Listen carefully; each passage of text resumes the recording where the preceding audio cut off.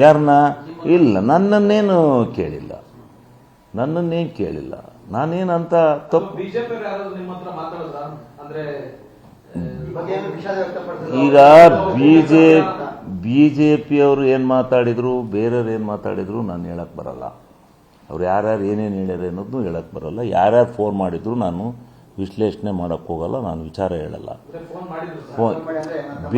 ಬೇಕಾದಷ್ಟು ಜನ, ಸಾವಿರಾರು ಜನ ಇಂಟ್ರೆಸ್ಟ್ ಇರೋರು ಮಾತಾಡಿದ್ದಾರೆ ನನ್ನ ಹತ್ರ. ಇಲ್ಲ, BJP ನಾಯಕರು ಯಾರು ಮಾತಾಡಿಲ್ಲ, ಸುಳ್ಳು ಹೇಳಕ್ಕೆ ಹೋಗ್ಬಾರ್ದು. ಅವೆಲ್ಲ ತಂದು ಹಾಕೋ ಕೆಲಸ ಮಾಡಬಾರ್ದು. BJP ಯಾರೂ ಮಾಡಿಲ್ಲ. ನಾನು ಅವೆಲ್ಲ ತಂದು ಹಾಕೋ ಕೆಲಸ ನಾನಂತೂ ಮಾಡೋಕ್ಕೆ ಹೋಗಲ್ಲ. ನನಗೆ ಯಾರು ಇದು ಲೈಕ್ ಆಗಿದೆ ಅವ್ರು ಮಾತಾಡಿದ್ದಾರೆ ಅಷ್ಟೇ. ಯಾರು ಲೈಕ್ ಆಗಿದೆ, ಇದು ಕರೆಕ್ಟ್ ಇತ್ತು, ನೀವು ಕರೆಕ್ಟಾಗಿ ನಿಮ್ಮನ್ನು ನಿಂದನೆ ಮಾಡಿದ್ರಿಂದ ನೀವು ಅವ್ರಿಗೆ ಮಾತಾಡಿದ್ರಿ, ನೀವು ಏನಾರ ಮಾಡಿ ಆ ವಾಯ್ಸ್ ಕೊಡಿಸಿ, ಆ ವಾಯ್ಸ್ ವಿಡಿಯೋನ ನೀವು ರಿಲೀಸ್ ಮಾಡಿ, ನೀವು ಅದನ್ನು ಟೆಕ್ನಿಕಲಿ ಅದು ಏನು ಮಾಡಬೇಕು ಅದು ಮಾಡಿ, ನೀವು ಆ ವಾಯ್ಸು ಕರ್ನಾಟಕದ ಜನಕ್ಕೆ ನಿಮ್ಮನ್ನೇನು ನಿಂದನೆ ಮಾಡಿದ್ದಾರೆ, ಕೆಲವು ಇದರಲ್ಲಿ ಹಾಕಿದ್ದಾರೆ, ಅಂದರೆ ವಾಯ್ಸ್ ಕೇಳ್ತಾ ಇಲ್ಲ ಅಂತ ಕೆಲವರು ಪತ್ರಿಕೆಯಲ್ಲೂ ಬರೆದಿದ್ದಾರೆ. ಹಿಂಗೆ ಅವರು ಹಿಂಗೆಲ್ಲ ಬೈದರು, ಆ ಬೈದಿದ್ರಿಂದ ಅವರು ಪ್ರವೋಕ್ ಆಗಿ ಅವರು ಮಾತನಾಡಿದರು ಅಂತಲೂ ಬೈದಿದ್ದಾರೆ. ಇವೆಲ್ಲ ಪದ ಬಳಕೆ ಆಗಬಾರ್ದು ಅಂತಲೂ ಬರೆದಿದ್ದಾರೆ. ಪದ ಬಳಕೆ ಆಗಬಾರ್ದು ಅಂತ ಅಂದರೆ ಅವರು ದಿಕ್ಕೆಟ್ಟಾಗ ನಾವೇನು ಮಾಡೋಣ ಸ್ವಾಮಿ? ನೀವು ಆ ದಿಕ್ಕೆಡಿಸ್ತಾರೆ ಹೇಳಿ, ಯಾರು ದಿಕ್ಕೆಡಿಸಿದ್ದಾರೆ ಅವ್ರಿಗೆ ಉಗಿರಿ. ಯಾಕೆ ಹಿಂಗೆಲ್ಲ ಪದ ಬಳಕೆ ವೈಯಕ್ತಿಕವಾಗಿ ಹೋಗ್ತೀರಿ ವಿಧಾನಸೌಧದಲ್ಲಿ ಅಂತ?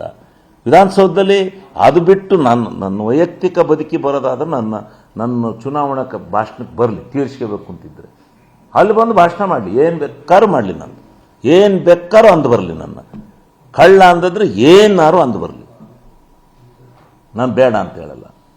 ಸದನದೊಳಗೆ ಯಾಕೆ ವೈಯಕ್ತಿಕ ನಿಂದನೆ? ಇದು ಒಪ್ಪುತ್ತಾ? ಸದನದ ನಿಯಮಾವಳಿಗಳು ಒಪ್ಪುತ್ತಾ? ಈ ರೀತಿ ಪ್ರಚೋದನೆ ಮಾಡಬಹುದಾ? ಈ ಪ್ರಚೋದನೆಗೆ ನಾನು 4 ಮಾತುಗಳನ್ನು ಮಾತಾಡಿದ್ದು ತಪ್ಪಾಗಿದೆಯಾ? ಇದು ನನ್ನ ಪ್ರಶ್ನೆ. ಸಿಟ್ಟು ಬಂದಾಗ ಎಲ್ಲ ಪ್ರವೋಕ್ ಮಾಡಿದಾಗ ಮಾತಾಡಬೇಕಾಗುತ್ತೆ. ಇಲ್ಲ, ಅದೇನು ನನಗೇನು ಬಂದಿಲ್ಲ, ಅದೆಲ್ಲೂ ನಾನು ಮಾತಾಡೋಕ್ಕೂ ಇಲ್ಲ. ನನಗೆ ಅದು ಯಾವ ವಿಚಾರನೂ ಬಂದಿಲ್ಲ, ಯಾರನ್ನೂ ಅಂದಿಲ್ಲ. ನಾನು ಯಾವ ಜಾತಿಯನೋ ಅವ್ನು ಯಾವ ಇದ್ರನೋ ನನಗೆ ಗೊತ್ತಿಲ್ಲ. ಯಾರ್ಯಾರು ಯಾವ್ಯಾವ ಜಾತಿಯಾರೋ ನನಗೆ ಗೊತ್ತಿಲ್ಲ, ಅವ್ರು ಯಾವ ಜಾತಿಯರು ಅಂತ ನನಗೆ ಅದೆಲ್ಲ ಗೊತ್ತಿಲ್ಲ. ನಾನು ಅದೆಲ್ಲನೂ ಮಾಡೋಣ ಅಲ್ಲ. ನನ್ನ ಇದು ನಿಮ್ಮನ್ನು ಕೇಳ್ತಾ ಇರೋದು ಒಂದೇ ಒಂದು ಪದ. ಶಿವಲಿಂಗೇಗೌಡನ ಪ್ರವೋಕ್ ಮಾಡಿದವರು BJPಯವರು, ಇವರಿಬ್ಬರು ಸದಸ್ಯರುಗಳು, ಮತ್ತು ಅಲ್ಲಿ ಕುಣಿತಾ ಇತ್ತಲ್ಲ ಆ ತಂಡ, BJP ಶಾಸಕಾಂಗ ಪಕ್ಷದ ನಾಯಕರು ಸೇರಿ ಈ ರೀತಿ ಮಾಡಿದರು.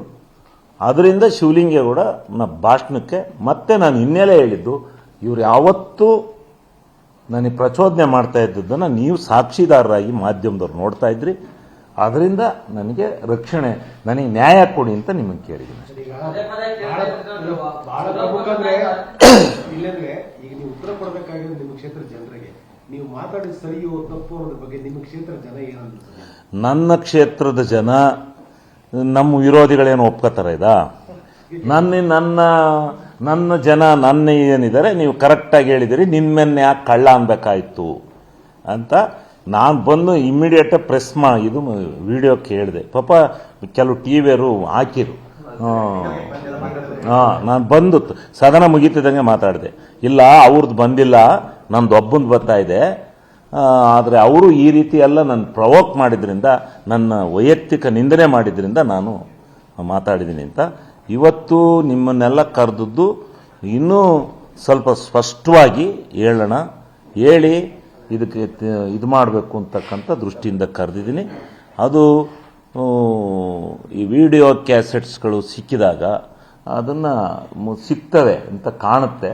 ಆಗ ಸಿಕ್ಕಿದಾಗ ಅದು ಏನು ಅಂತಕ್ಕಂಥದ್ದನ್ನು ನಾನು